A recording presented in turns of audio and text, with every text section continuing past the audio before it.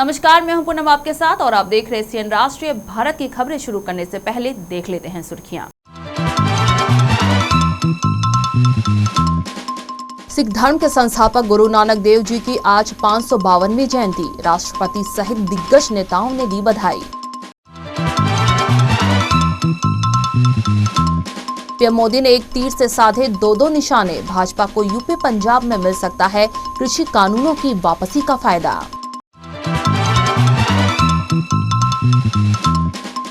कृषि कानून वापस होने पर किसानों का जश्न। बॉर्डर पर बंटी जलेबियां, खुशी से नाची महिलाएं।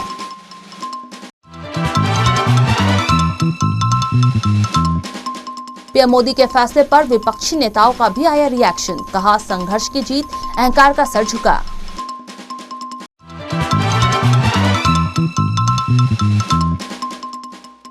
कृषि कानून वापसी पर अखिलेश यादव बोले, जिन्होंने झूठी माफी मांगी उन्हें राजनीति से हमेशा के लिए संन्यास ले लेना चाहिए।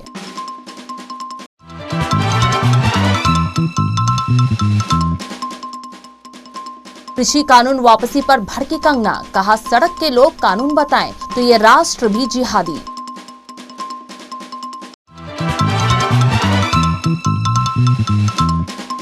कृषि कानूनों की वापसी पर सोशल मीडिया पर आया कमेंट्स का बाढ़। किसी ने कहा, हम जीत गए तो कोई बोला, पेट्रोल के दाम भी घटा दो मोदी जी।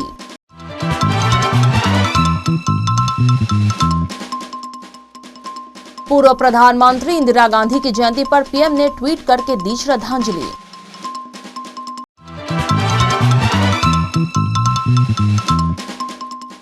कोरोना से मौत के बाद सीएम ने मांगी बूस्टर डोज। गहलोत बोले, पीएम मोदी को पत्र लिखेंगे।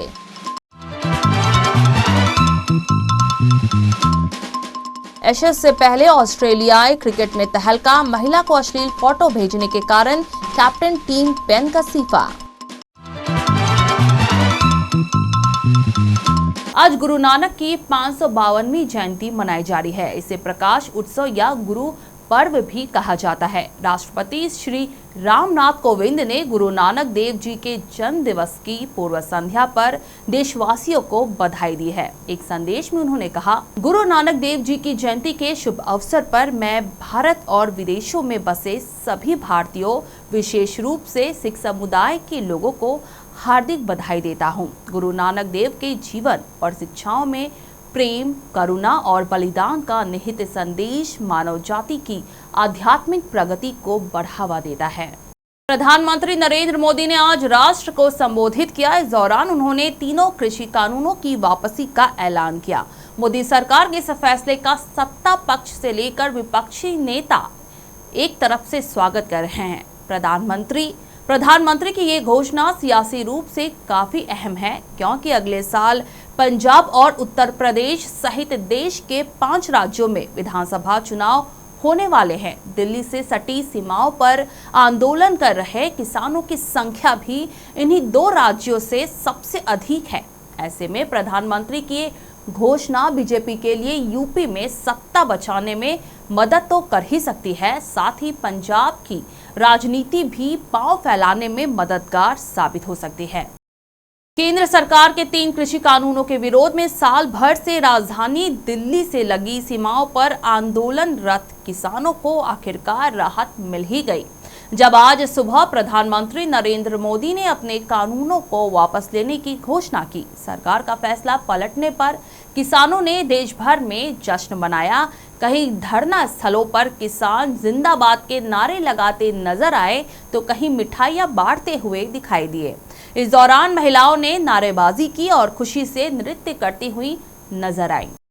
प्रधानमंत्री नरेंद्र मोदी के द्वारा 3 कृषि कानूनों को वापस लेने की घोषणा के बाद से राजनीतिक पार्टियों सहित किसान नेताओं की अलग अलग प्रतिक्रियाएं भी सामने आ रही हैं। पंजाब के पूर्व सीएम कैप्टन अमरिंदर सिंह ने ट्वीट कर कहा कि अच्छी खबर, पीएम का शुक्रगुजार हूं। हर पंजाबी की मांगों को मानने और गुरु नानक जयंती के पवित्र अवसर पर 3 कानूनों को निरस्त करने के लिए मुझे विश्वास है कि केंद्र सरकार किसानों के विकास के लिए मिलकर काम करती रहेगी। नवजोत सिंह सिद्धू भी ट्वीट कर कहा, काले कानूनों को निरस्त करना सही दिशा में एक कदम। किसान मोर्चा के सत्याग्रह को मिली ऐतिहासिक सफलता। पंजाब में एक रोड मैप के माध्यम से खेती को पुनर्जीवित करना पंजाब सरकार के लिए सर्वोच्च प्राथमिकता होनी चाहिए।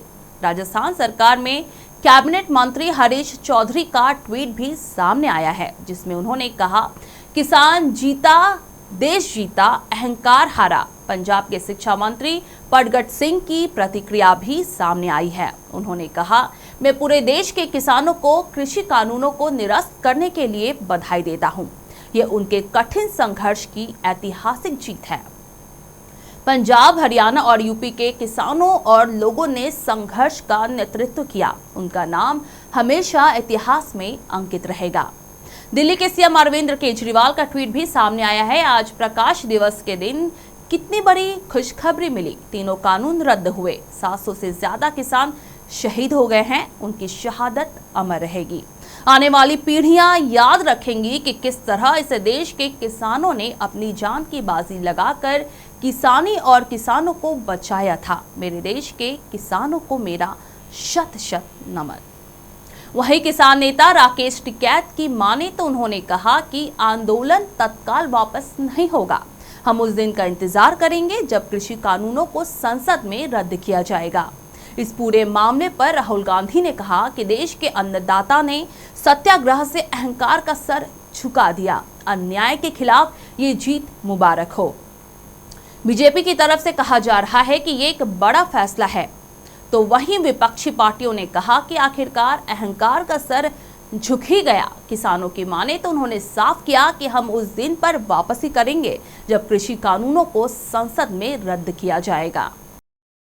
पिछले 1 साल से किसान आंदोलन की वजह बने तीनों नए कृषि कानून केंद्र सरकार ने वापस ले लिए हैं। प्रधानमंत्री के ऐलान के बाद सपा नेता अखिलेश यादव ने कहा कि किसानों के प्रयासों की आखिरकार जीत हुई है। ये अहंकार की हार और किसानों की गणतंत्र की जीत है।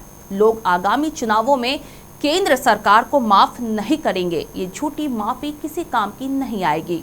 जिन्होंने माफी मांगी उन्हें हमेशा के लिए राजनीति भी छोड़ देनी चाहिए।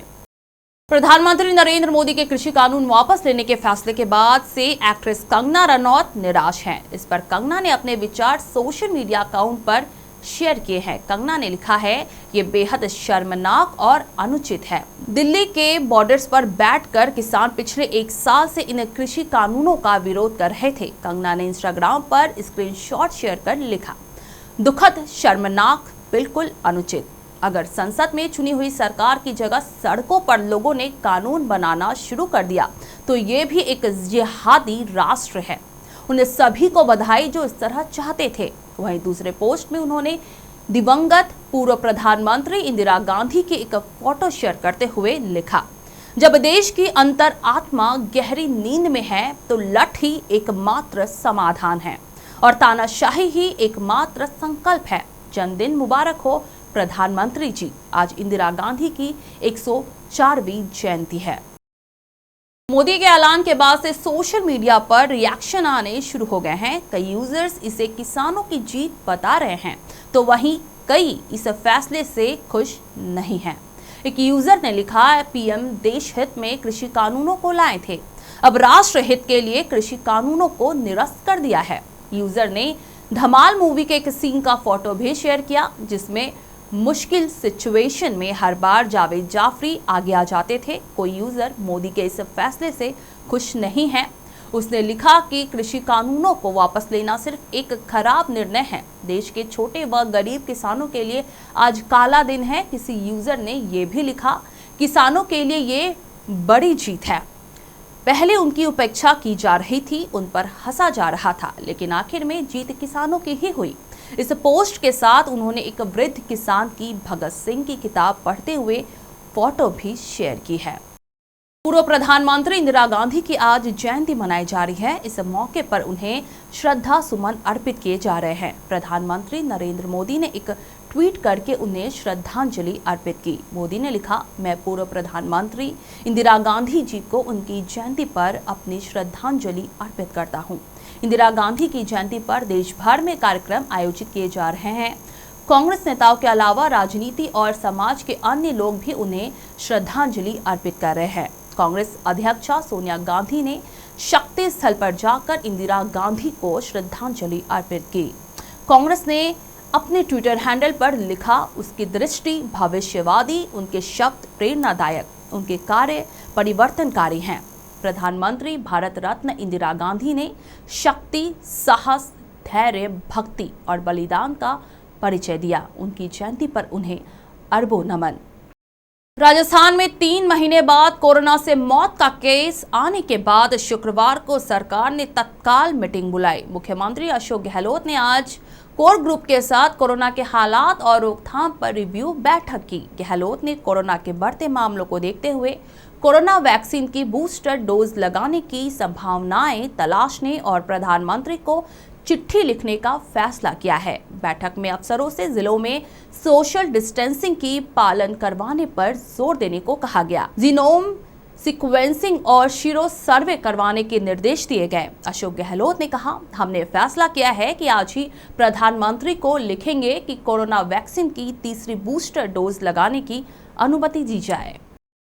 एशेज सीरीज शुरू होने में 19 दिन ही बचे हैं। उससे पहले ऑस्ट्रेलिया को बड़ा झटका लगा है।